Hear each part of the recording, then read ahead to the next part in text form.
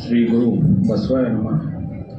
ವೇದಿಕೆ ಮೇಲೆ ಇದ್ದಂಥ ಅಪ್ಪಾಜಿಯವರ ಪಾದಕ್ಕೆ ನಮಸ್ಕರಿಸುತ್ತಾ ಹಾಗೂ ಇನ್ನಿತರ ಗಣ್ಯಮಾನ್ಯರಿಗೆ ನಮಸ್ಕರಿಸುತ್ತಾ ಹಾಗೂ ಈ ಒಂದು ನಾಗಶೆಟ್ಟಿ ಧನಂಪುರೆ ನುಡಿನವನ ಕಾರ್ಯಕ್ರಮಕ್ಕೆ ಆಗಮಿಸಿದ ಎಲ್ಲ ಸ್ನೇಹಿತರು, ಅಣ್ಣ ತಮ್ಮಂದಿರು ಹಾಗೂ ಅಕ್ಕ ತಂಗಿರು ಎಲ್ಲರಿಗೂ ನಮಸ್ಕರಿಸುತ್ತಾ, ನಾಗಶೆಟ್ಟಿ ಧನಂಪುರೆ ನಮ್ಮ ಸಣ್ಣ ಭಾವರಾಗಬೇಕು.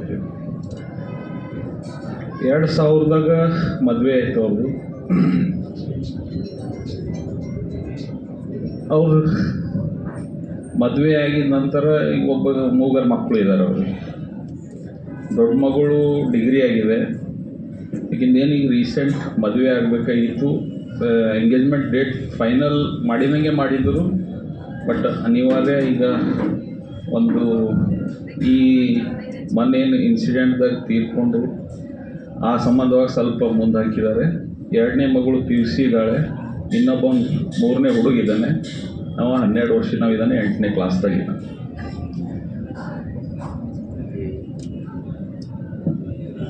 ಅವ್ರದ್ದು ಆ್ಯಕ್ಟಿವ್ನೆಸ್ ನೋಡೇ ನಮ್ಮ ತಂದೆಯವ್ರವ್ರಿಗೆ ಸೆಲೆಕ್ಷನ್ ಮಾಡಿದ್ದು. ನಾವು ಭಾಳ ಚಿಕ್ಕವರಿದ್ದೀವಿ ಅವಾಗ.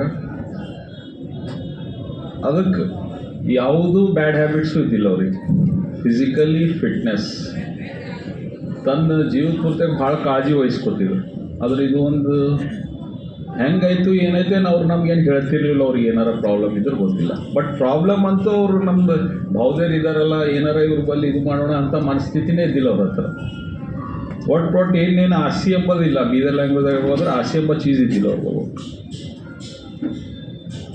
ಅದು ಒಂದೇ ಒಂದು ಟೈಮಿನಾಗ ಏನು ಅಂತಂದ್ರೆ ಅದು ಮನಿನೂ ಇರಲಿಲ್ಲ ಅವ್ರಿಗೆ ಬೀದರ್ದಾಗ ಇರೋಂಥ ಇದ್ರಾಗ. ಅದು ಒಂದು ನಾವು ಒಂದು ಜಾಗ ಇಸ್ಕೊಟ್ಟಿದ್ವಿ. ಅದಕ್ಕೆ ಸ್ವಲ್ಪ ಕಟ್ಲಕ್ಕೆ ಒಂದು ವ್ಯವಸ್ಥೆ ಮಾಡಿಕೊಟ್ರು. ಬಾಕಿದೆಲ್ಲ ಏನು ಮಾಡ್ಯಾರೋ ಏನಿಲ್ಲೋ ಮ್ಯಾನೇಜ್ ಮಾಡ್ಯಾರ.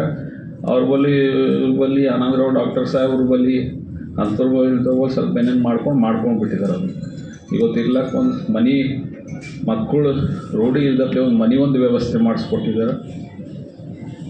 ಹಾಗಾಗಿ ಅವರು ಎದ್ರ ಫ್ಯಾಮಿಲಿಗಿನ್ನ ಮುಂಚಿತವಾಗಿ ಅವ್ರಿಗೆ ಏನಾದ್ರು ಅಂತಂದ್ರೆ ನಮ್ಮದು ಪ್ರೆಸ್ ರಿಪೋರ್ಟ್ ಮಾಡೋದು, ಯಾವುದು ಹೋರಾಟ ಮಾಡಬೇಕು. ಏನು ರಮೇಶ್ ಅಣ್ಣವ್ರು ಅಂದ್ರಲ್ಲ, ಫಸ್ಟ್ ಇನಿಷಿಯೇಟ್ ಯಾವ್ದಾರ ಹೋರಾಟ ಮಾಡಬೇಕಾದ್ರೆ ಅವ್ರು ಮಾಡ್ತಿರೋ ಕಡೆಗೆ ಅವ್ರ ಹೆಸರು ಇರ್ತಿದ್ದಿಲ್ಲ. ನಾನು ಭಾಳಷ್ಟು ಸಲ ನೋಡಿದ್ದೀನಿ.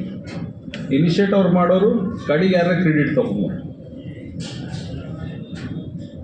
ಹಿಂಗೆ ಅವ್ರ ಜೀವನದಾಗ ಭಾಳಷ್ಟು ಹೋರಾಟ ಮಾಡಿದ್ದಾರೆ, ಭಾಳಷ್ಟು ಫೈಟ್ ಮಾಡಿದ್ದಾರೆ. ಈಗ ನಮ್ಮಲ್ಲಿ ಅಲ್ಲಿ ಗುತ್ತಿ ಬಸವಣ್ಣನ ಬಲ್ಲಿ ಮನೆ ಸ್ಟಾರ್ಟ್ ಮಾಡ್ಯಾರ. ಅಲ್ಲಿ ಯಾರಿಗೂ ಬೋರ್ ಬಿಡ್ತಿದ್ದಿಲ್ಲ.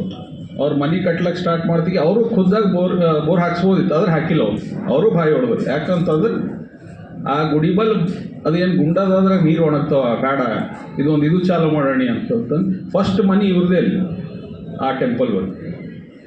ಅದ್ರ ನಂತರ ಇವಾಗ ಏನಾರ ಇಲ್ಲ ಅಂದ್ರೆ 500 ಮನೆ ಆಗ್ಯಾವ್ರಿ.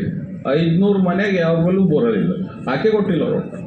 ಅದಕ್ಕೆ ಏನು ಭೀ ಮಾಡೋರು, ದೊಡ್ಡ ಪ್ರೆಷರು ಇದು ತರೋರು ಏನೋ ಮಾಡೋರು, ಯಾರು ಬಂದರೂ ಭೀ ಕೇಳಿಲ್ಲ ಅವರು.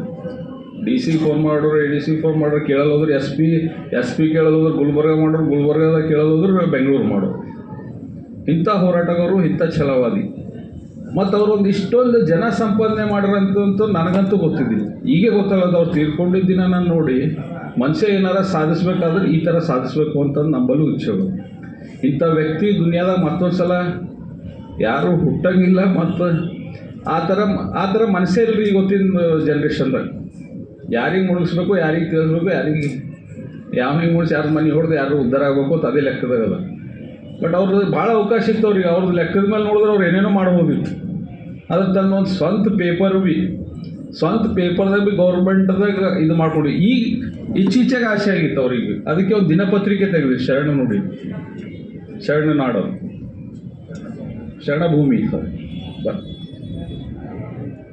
ಅದು ಏನಾರ ಮಾಡಿನ ಅದಕ್ಕೊಂದು ಸರ್ಕಾರದಾಗ ಸೇರಿಸ್ಬೇಕು ಅಂತ ಒಂದು ಆಸೆ ಹುಟ್ಟಿತ್ತು. ಬಟ್ ದೇವ್ರಿಗೆ ಅದು ಇಚ್ಛೆ ಇರಲಿಲ್ಲ ಕಾಣತ್ತದ.